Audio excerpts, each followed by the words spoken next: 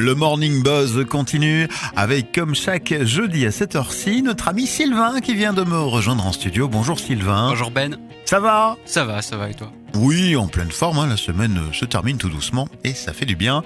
On te reçoit, comme chaque semaine, histoire d'écouter une nouvelle édition de ta petite chronique Ni queue ni tête, c'est à toi. Alors bon, aujourd'hui je vais parler de quelque chose que je comprends pas trop et que je comprendrai probablement jamais. C'est peut-être parce que je suis un peu con, mais bon, on va pas m'en vouloir pour ça. Cette dernière étant bien évidemment le magnifique sujet qu'est la politique. Aïe aïe aïe. Alors bon, évidemment je comprends très bien, il faut pas me faire un c'est pas sorcier sur la gauche ou la droite ou sur la démocratie représentative. Ce qui m'échappe, c'est la surmédiatisation du sujet et l'importance qu'on peut en donner sans pour autant effleurer de vrais soucis que la politique devrait pourtant aborder. Et c'est un peu triste. Franchement, qu'est-ce que j'en ai à foutre que Clitorine et Cunégonde doivent démissionner de leur poste de je sais pas quoi. C'est bien triste et tout, je leur paierai des pralines si elles veulent, mais ça va changer quoi à ma vie vraiment ? Est-ce que c'est vraiment plus grave qu'un licenciement massif dans une multinationale ? Et quand ça arrive, qu'est-ce qu'on fait ? On va interroger les deux ploucs et on se dit ah ben c'est un peu dommage, hein, le patron il avait pas le choix, sinon il pourrait pas payer son petit studio de 10 mètres carrés à Marchienne-au-Pont et il a vraiment du mal. Hein. Étrangement, depuis que je regarde plus la télé, la politique me touche plus vraiment. Et c'est même pas que ça m'intéresse pas, j'ai mes propres opinions sur le sujet et je peux en débattre de façon totalement affirmée. C'est juste en quoi ça me touche concrètement qu'un escroc remplace un avare.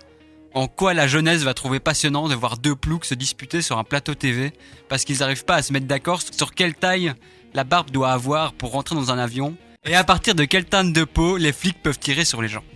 Et surtout, comment peut-on aujourd'hui encore être assez naïf que pour croire qu'une personnalité ou un parti politique changera quelque chose dans notre pauvre existence ?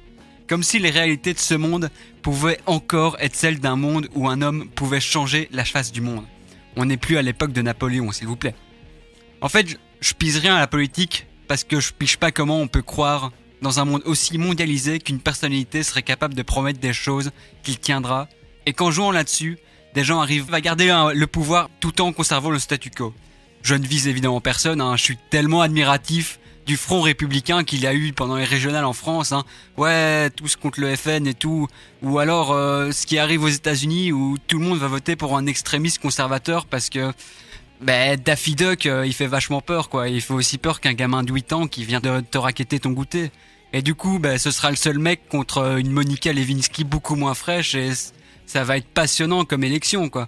Après, peut-être que je suis inconscient et peut-être que la classe politique est tout à fait légitime et que sans eux, on ne serait pas écouté, on vivrait dans un climat de peur aussi bien économique que sécuritaire.